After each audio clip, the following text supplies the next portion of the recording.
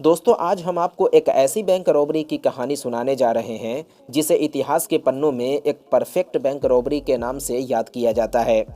हम में से अक्सर लोग एक सवाल का जवाब ढूंढने की कोशिश करते रहते हैं कि क्या कोई परफेक्ट क्राइम हो सकता है, या इस दुनिया में कभी कोई परफेक्ट क्राइम हुआ है, कोई परफेक्ट मर्डर, कोई परफेक्ट बैंक रॉबरी। अब सवाल ये है कि इसका सही जवाब क्या हो सकता है। तो जब भी इस दुनिया में कोई क्राइम होता है तो उस क्राइम को अंजाम देने से पहले एक मुजरिम तमाम तरह की प्लानिंग करता है ताकि क्राइम करने के बाद वो पकड़ा ना जाए। मुजरिम एक परफेक्ट क्राइम को अंजाम देने के लिए उसकी प्लानिंग में कई कई साल लगा देता है, मगर इतनी कोशिशों के बाद भी वो पकड़ा जाता है।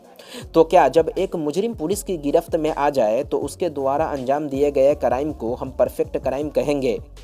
तो इसका जवाब है नहीं। यानी एक मुजरिम चाहे जितने ज़बरदस्त तरीके से प्लान बना ले, लेकिन क्राइम करने के बाद अगर वो पकड़ा जाता है तो उसके द्वारा अंजाम दिया गया कोई भी क्राइम एक परफेक्ट क्राइम हो ही नहीं सकता। तो अब सवाल ये है कि एक परफेक्ट क्राइम कहते किसे हैं? तो इसका सीधा सा जवाब है कि जब तक कोई केस पूरी तरह सुलझ नहीं जाता, हकीकतन उसे एक परफेक्ट क्राइम ही माना जाता है।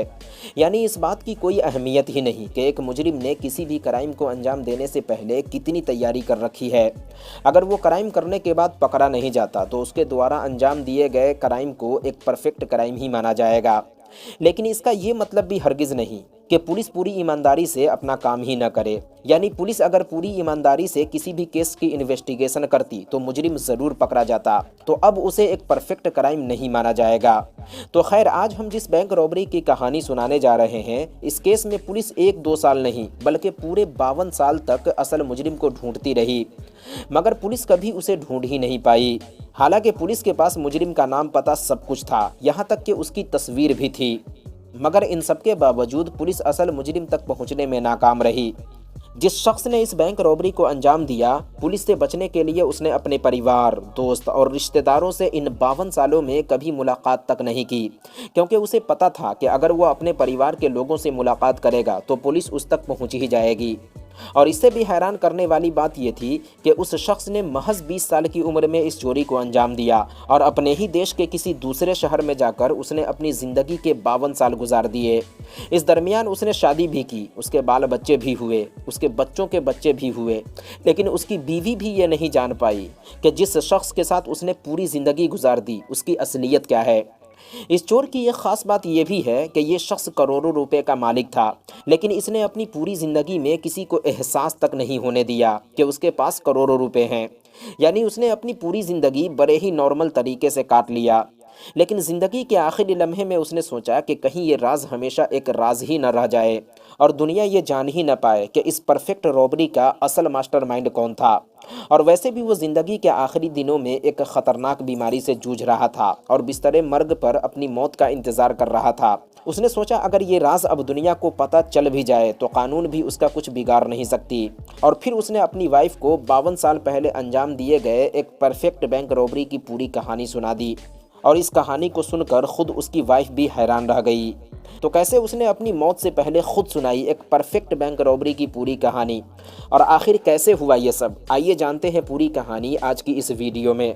तो इस कहानी की शुरुआत होती है साल 1968 से, लेकिन इस परफेक्ट बैंक रॉबरी को अंजाम दिया जाता है साल 1969 में। कहते हैं कि साल 1969 में ये अमेरिका के इतिहास की शायद सबसे बड़ी बैंक रॉबरी थी। लेकिन साल 1969 में अमेरिका में कुछ ऐसा हुआ था कि अमेरिका के एक बैंक में इतनी बड़ी डकैती होने के बाद भी किसी का इस तरफ ध्यान ही नहीं गया। तो दोस्तों, जैसा कि आप सभी को पता होगा कि 20 जुलाई 1969 की तारीख अमेरिका के लिए इस कदर ख़ास था कि अमेरिका के कोने कोने में जश्न का माहौल था। और इस जश्न के पीछे की असली वजह थी अमेरिका द्वारा पहली दफ़ा इंसान को चांद पर उतारना। जी हाँ, 20 जुलाई 1969 को नील आर्मस्ट्रॉन्ग वो पहले इंसान थे जिन्होंने चांद की सतह पर इंसानी कदम रखकर पूरी दुनिया को हैरान कर दिया था। अमेरिकी दृष्टिकोण से यह खबर इतनी बड़ी इसलिए भी थी क्योंकि अमेरिकी स्पेस एजेंसी नासा ने साल 1958 में अपोलो 1 नाम से एक मिशन की शुरुआत की, जिस मिशन के जरिए लोगों को अंतरिक्ष में भेजकर अलग अलग चीज़ों के बारे में पता लगाना था। और इस मिशन के महज 11 साल बाद ही 20 जुलाई 1969 को नासा ने 2 एस्ट्रोनॉट को चांद पर उतार दिया। और न सिर्फ चांद पर उतारा बल्कि इस मिशन में शामिल तीनों एस्ट्रोनॉट को धरती पर सही सलामत वापस भी ले आया।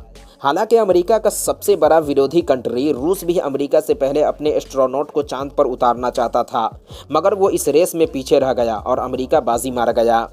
कहते हैं कि साल 1969 में अमेरिका ने अपोलो 11 मिशन पर 25 अरब डॉलर खर्च किया था। तो पूरे अमेरिका में अपोलो 11 मिशन की कामयाबी का झंडा लहराया जा रहा था और इसी खुशी की लहर में इस बैंक रॉबरी की कहानी दबकर रह गई। तो साल 1969 में अमेरिका के ओहायो स्टेट के क्लीवलैंड शहर में एक बैंक हुआ करता था जिसका नाम था सोसाइटी नेशनल बैंक। साल 1969 में इसी क्लीवलैंड शहर में एक नौजवान रहा करता था जिसकी उम्र महज 20 साल थी। नाम था जॉन कॉनरॉड। जॉन एक मिडिल क्लास फैमिली से था, पढ़ने लिखने में भी काफ़ी तेज था, लेकिन घर के हालात को मद्देनज़र रखते हुए उसने महज 20 साल की उम्र में ही पढ़ाई लिखाई छोड़ दी और काम धंधे की तलाश में लग गया। उसने कई छोटे मोटे काम किए। हालांकि कॉनरॉड एक पढ़ा लिखा नौजवान था और बड़ा ही तेज तर्रार भी था, तो वो अपने एजुकेशन के हिसाब से एक अच्छी नौकरी की तलाश में था। और तभी एक रोज़ अखबार में उसने ऐड पढ़ा कि सोसाइटी बैंक में खजांची यानी टेलर के लिए एक सीट खाली है, तो जिन्हें बैंक में नौकरी चाहिए वो ऑफिस में आकर संपर्क करे। अब जॉन ऑफिस पहुंचा और इंटरव्यू के बाद उसका सिलेक्शन हो गया। जॉन को जिस पद पे नौकरी मिली थी उसकी तनख्वाह भी ठीक ठाक थी। अब जॉन कॉनरॉड की ज़िंदगी में सब कुछ ठीक ठाक चल रहा था और तभी साल 1968 में अमेरिका में एक फ़िल्म रिलीज़ होती है, द थॉमस क्राउन अफेयर। ये फिल्म बैंक रॉबरी पर बनी थी। इस फिल्म के अंदर दिखाया गया था कि कैसे किसी भी बैंक में एक परफेक्ट रॉबरी को अंजाम दिया जा सकता है। और न सिर्फ रॉबरी को अंजाम देने के बारे में बताया गया था बल्कि ये भी बताया गया था कि चोरी के बाद किस तरह पुलिस से बचना है। जॉन ने जब पहली दफ़ा इस फिल्म को देखा तो इस फिल्म की कहानी ने उसे काफ़ी प्रभावित किया और उसकी अच्छी खासी चल रही ज़िंदगी पर बड़ा गहरा असर डाला। चूँकि जॉन को ये फिल्म पसंद आ गई थी तो उसे जब भी मौका मिलता इस फिल्म को ज़रूर देखता। कहते हैं कि उसने इस फिल्म को दसियों बार देखा और इसी फिल्म को देखने के बाद उसके दिमाग में एक आइडिया आया। चूँकि जॉन खुद एक बैंक में नौकरी कर रहा था जहाँ वो बड़े पैमाने पर पैसों के लेन देन को संभालता था, तो जॉन ने सोचा अगर इस फिल्म की कहानी को असली कहानी में तब्दील कर दिया जाए तो कैसा रहेगा। क्या ऐसा हो पाना मुमकिन है? और अगर मुमकिन है तो इससे उसकी पूरी ज़िंदगी बदल सकती है। जॉन ये सारी चीज़ें मन ही मन सोच रहा है। तो खैर जॉन फिल्म देखने के बाद मन ही मन पुख्ता इरादा बना लेता है कि वो अपने ही बैंक में चोरी करेगा, लेकिन कैसे। अब भले जॉन बैंक में खजांची की पद पर था, लेकिन बैंक के अंदर चोरी करना इतना आसान काम तो है नहीं, क्योंकि अगर एक भी गलती की और पकड़ा गया तो पूरी ज़िंदगी तबाह हो सकती है। लेकिन जॉन बैंक में चोरी करने के लिए अलग अलग तरीके से दिमाग लगाता रहा। उसने फिल्म भी कई दफ़ा देख रखी थी, उसने फिल्म की तमाम बारीकियों पर गौर किया। तो आखिर महीनों की प्लानिंग और फिल्म से मिले आइडिया के बाद वो इस नतीजे पर पहुंचता है कि इस चोरी को वो अकेले ही अंजाम देगा, क्योंकि उसने महीनों तक रिसर्च करने के दौरान जिन चीज़ों को सीखा उनमें से एक ये भी था कि अकेले चोरी करना कई लोगों के साथ मिलकर चोरी करने से कहीं ज़्यादा सेफ और सुरक्षित है, क्योंकि इसमें पकड़े जाने का खतरा ना के बराबर होता है। अब जॉन ने ये तो सोच लिया कि उसे चोरी अकेले करना है, लेकिन सबसे बड़ा सवाल ये था कि आखिर चोरी को अंजाम किस तरह दिया जाए। और तभी उसके दिमाग में एक आइडिया आता है। जॉन ने सबसे पहले बैंक स्टाफ से नज़दीकियां बढ़ाना शुरू किया ताकि उन्हें भरोसे में लिया जा सके। चूँकि जॉन का रोज़ बैंक आना जाना लगा रहता था तो कई दफ़ा कुछ कागजात वगैरह भी उसे अपने साथ लाना और ले जाना पड़ता था, जिसके लिए वो बैंक के ही खाकी कलर के बड़े से थैले का इस्तेमाल करता था। तो जॉन कभी कभी उसी खाकी कलर के थैले में कुछ किताबें और अखबार वगैरह भी रख कर बैंक चला जाता था। हालांकि किताबें वगैरह रखने से थैले का वज़न बढ़ जाता था और यही वजह है जो कई दफ़ा बैंक स्टाफ ने उससे पूछा भी कि थैला इतना भारी क्यों है, जिसके जवाब में जॉन थैला खोलकर बैंक स्टाफ को दिखा देता कि थैले में कुछ बुक्स वगैरह हैं जिसे फ्री टाइम में वो पढ़ने के लिए लाता है। बैंक स्टाफ भी कोई एतराज़ नहीं करते, क्योंकि उन्हें पहले से पता था कि जॉन बैंक में जॉब करने के साथ पढ़ाई लिखाई भी करता है, तो चलो अच्छी बात है, फ्री टाइम में कुछ पढ़ाई लिखाई कर लेगा। और इसी कमजोरी का जॉन भरपूर फायदा उठाता है। जॉन सोचता है कि इन बड़े बड़े थैले में बुक्स की जगह पैसे भर दिया जाए तो जून 1969 में ही जॉन अपना 20वां बर्थडे मनाता है और उसके एक महीने बाद ही यानी जुलाई 1969 की एक तारीख को वो खाकी कलर के 2-3 बड़े लिफाफे लेकर बैंक से घर के लिए निकल जाता है। और उस रोज फ्राइडे था, तो फ्राइडे को बैंक बंद होने के बाद सैटरडे संडे 2 दिन बैंक और बंद रहता है और अब मंडे की सुबह 9 बजे बैंक को खोला जाता है। बैंक स्टाफ अपने अपने काम में लग जाते हैं। इसी दौरान बैंक मैनेजर कैश वाली तिजोरी खोलता है। अब जो ही बैंक मैनेजर की नज़र तिजोरी के अंदर जाती है, पैसों से भरे तिजोरी को पूरी तरह खाली देखकर उसके पांव तले ज़मीन खिसक जाती है। बैंक मैनेजर बदहवास होकर दूसरे कर्मचारियों को बुलाता है। तिजोरी को खाली देखकर दूसरे कर्मचारी भी दंग रह जाते हैं। अब किसी को कुछ समझ में नहीं आता कि ये सब हुआ कैसे। चूंकि बैंक पिछले 2 दिनों से बंद था तो कर्मचारियों को लगा कि जो कुछ हुआ है इन्हीं 2 दिनों के अंदर हुआ है, लेकिन कैसे। अब सबसे पहले ये पता लगाया जाता है कि कितना कैश चोरी हुआ है। तो पता चलता है तिजोरी के अंदर से $2,15,000 गायब हुआ है, जो कि करोड़ों रुपए हो गए। अब सबसे पहले ये जानना ज़रूरी था कि चोर बैंक के अंदर घुसा कैसे। तो बैंक मैनेजर इस चोरी की खबर पुलिस को देता है। पुलिस बैंक पहुंचती है और जांच पड़ताल शुरू करती है। चूंकि बैंक का मेन दरवाज़ा कहीं से भी डैमेज था नहीं, दरवाजे का लॉक भी सलामत था, तो इसका मतलब ये था कि चोर किसी सुरंग के जरिए बैंक के अंदर घुसा है। पुलिस बैंक का कोना कोना खंगाल डालती है, लेकिन न तो बैंक की फर्श में कोई सुरंग था और न ही बैंक की दीवार में कोई होल।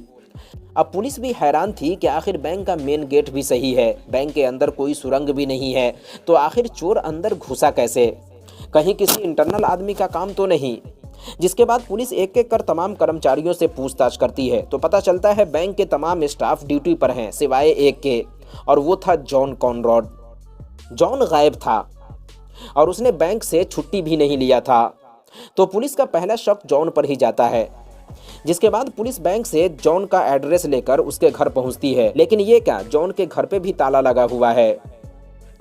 अब जॉन अगले 2-3 रोज बाद भी बैंक नहीं पहुंचता, जिससे पुलिस का शक और बढ़ जाता है, क्योंकि इससे पहले उसने ऐसा कभी नहीं किया था कि वो लगातार बिना बताए 2-3 दिनों तक बैंक ना आए। अब पुलिस ने एक एक कर तमाम स्टाफ से फिर से पूछताछ की, तो इसी पूछताछ के दौरान पुलिस को खाकी कलर के थैले के बारे में पता चलता है। बैंक कर्मचारी पुलिस को बताते हैं कि जॉन कभी कभी बैंक के ही खाकी कलर के थैले में कुछ रद्दी कागजात वगैरह रखकर घर ले जाता था, जबकि कभी घर से कुछ किताबें वगैरह उसी थैले में रखकर बैंक भी लेकर आ जाता था। हम लोगों ने सोचा पढ़ने लिखने वाला लड़का है और इसीलिए हम लोगों ने ज़्यादा ध्यान नहीं दिया। अब जैसे ही पुलिस के सामने थैले वाली बात रखी जाती है, पुलिस का शक यकीन में बदल जाता है कि ज़रूर इस रॉबरी के पीछे जॉन का ही हाथ है, और सबसे बढ़कर वो पिछले 3 दिनों से बिना बताए बैंक से गायब भी था। अब पुलिस की एक टीम तैयार की जाती है जॉन को पकड़ने के लिए, और ख़ासकर एक एलियट नामी ऑफिसर को इस केस की जिम्मेदारी सौंप दी जाती है। अब मिस्टर एलियट जॉन के परिवार के लोग, उसके दोस्तों, अलग अलग रिश्तेदारों से पता लगाते हैं, मगर उनमें से हर एक का यही कहना था कि जॉन के बारे में उन्हें कुछ नहीं पता, क्योंकि जॉन ने उन लोगों से कांटेक्ट ही नहीं किया। लेकिन मिस्टर एलियट जॉन की तलाश में लगे रहते हैं। उधर जॉन बैंक रॉबरी के बाद ओहायो स्टेट से वाशिंगटन पहुंच जाता है, वहां से लॉस एंजलिस चला जाता है, यानी वो पुलिस से बचने के लिए अलग अलग शहरों का रुख करता है। लेकिन इस दरमियान अपने परिवार के लोग, दोस्त, रिश्तेदार किसी से भी कांटेक्ट करने की कोशिश नहीं करता, क्योंकि उसे अच्छी तरह पता था कि अपने लोगों के संपर्क में आने के बाद उसके पकड़े जाने का खतरा बढ़ जाएगा। हाँ, इस दरमियान वो अलग अलग शहरों से अपने गर्लफ्रेंड को कुछ लेटर ज़रूर लिखता है, लेकिन कुछ दिनों बाद वो लेटर भी लिखना बंद कर देता है। अब पुलिस उसे जगह जगह ढूंढ रही है, लेकिन जॉन का कोई अता पता नहीं कि वो कहाँ गया। धीरे धीरे वक्त बीतता है और पूरे 51 साल गुजर जाते हैं। इधर मिस्टर एलियट बीते 51 सालों में लगातार उसे ढूंढते रहे, अमेरिका का कोना कोना छान मारा, मगर जॉन गायब। इस दौरान जॉन से मिलते जुलते हुलिये के कई लोगों से पूछताछ भी की, मगर कोई फ़ायदा नहीं। और अब साल आता है 2020 का। 2020 में मिस्टर एलियट की तबीयत बहुत ज़्यादा ख़राब हो जाती है। उनकी उम्र भी काफ़ी हो चुकी थी और अब मिस्टर एलियट को भी लगता है कि शायद जॉन कॉनरॉड अब इस दुनिया में नहीं रहा, और आखिर 2020 में ही मिस्टर एलियट की मौत हो जाती है। अब सवाल ये है कि क्या वाकई जॉन मर चुका था या अभी भी जिंदा था, और अगर जिंदा था तो इतने दिनों तक कहाँ रहा। तो इस चोरी के बाद 1 साल तक वो पुलिस से बचने के लिए अलग अलग शहरों में छुपता रहा। चूँकि जॉन ने महीनों प्लानिंग के बाद इस रॉबरी को अंजाम दिया था, तो इसी दौरान उसने ये भी फैसला कर लिया था कि इस चोरी के बाद क्या करना है ताकि वो पुलिस की गिरफ्त से बचा रहे। तो खैर, इस चोरी के 1 साल बाद यानी साल 1969 में वो सरकारी दफ्तर पहुंचता है, जहां सोशल सिक्योरिटी नंबर दिया जाता था। जिस तरह हमारे हिंदुस्तान में एक आम नागरिक की पहचान उसके आधार कार्ड से होती है, इसी तरह अमेरिका के हर नागरिक को अलग अलग सोशल सिक्योरिटी नंबर दिया जाता है, यानी पहचान पत्र। तो जॉन पहले अपना थोड़ा सा हुलिया बदलता है और सोशल सिक्योरिटी के दफ्तर पहुंच जाता है, जहां वो अपना एक फर्जी नाम बताकर एक सोशल सिक्योरिटी नंबर हासिल कर लेता है और इस दफ़ा वो अपना नाम रखता है थॉमस रंडेल। तो जॉन कॉनरॉड अब थॉमस रंडेल बन चुका था। अब वो किसी भी बैंक में खाता खोलकर पैसे भी रख सकता था, प्रॉपर्टी भी खरीद सकता था। तो अपनी पहचान बदलने के बाद जॉन एक गोल्फ के ग्राउंड पर असिस्टेंट की नौकरी करने लगता है और नौकरी करते करते धीरे धीरे वो गोल्फ भी खेलने लगता है और गोल्फ का एक बेहतरीन प्लेयर भी बन जाता है, कई टूर्नामेंट भी जीत जाता है। इस दौरान वो कुछ दिनों तक सेकेंड हैंड कार का डीलर भी बना रहता है, यानी खरीद बेच करता है। धीरे धीरे वक्त बीतता है और अब साल आता है 1980 का, जबकि उसकी उम्र 31 साल हो चुकी थी।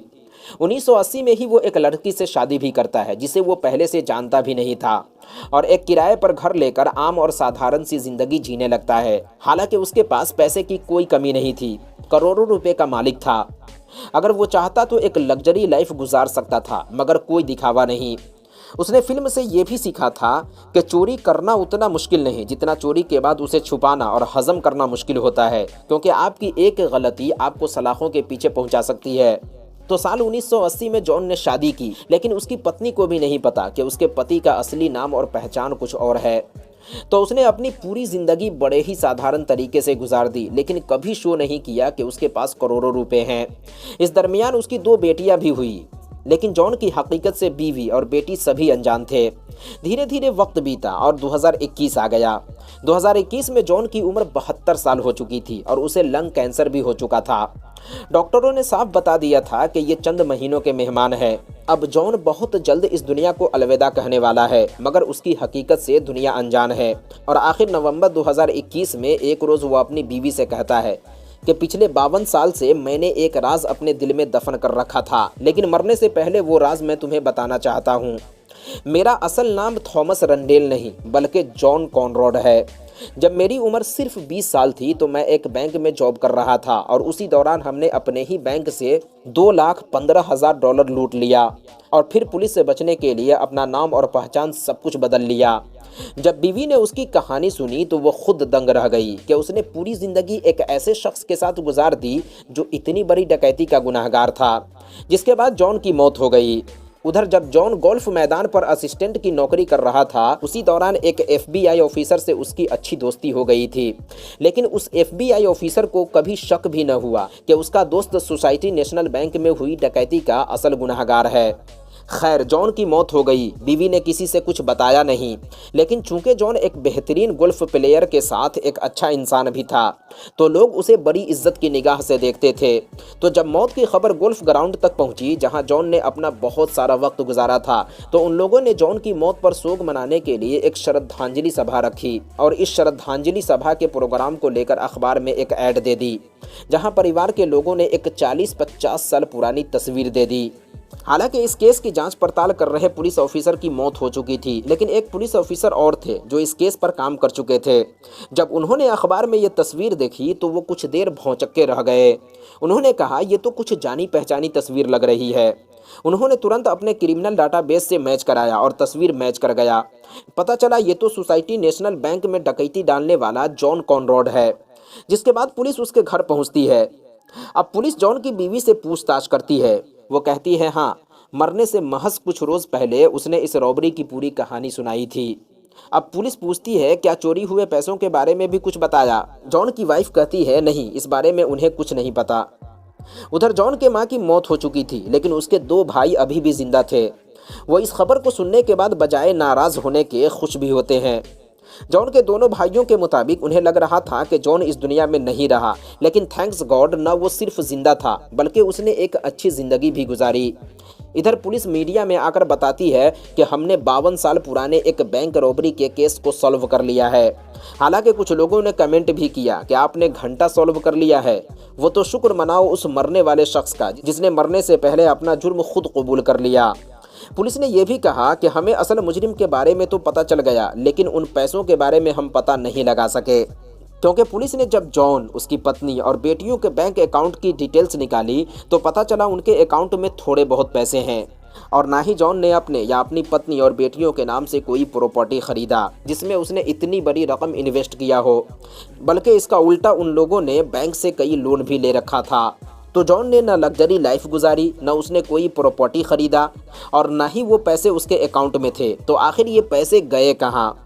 ज़मीन खा गई या आसमान निगल गया, ये आज तक किसी को नहीं पता। वैसे दोस्तों, इन पैसों के बारे में आपकी क्या राय है, कमेंट बॉक्स में ज़रूर बताएं। तो दोस्तों, ये थी एक परफेक्ट बैंक रॉबरी की पूरी कहानी, क्योंकि जब तक उसने चाहा ये एक राज ही रहा और अगर वो नहीं बताता तो हमेशा एक राज ही रह जाता।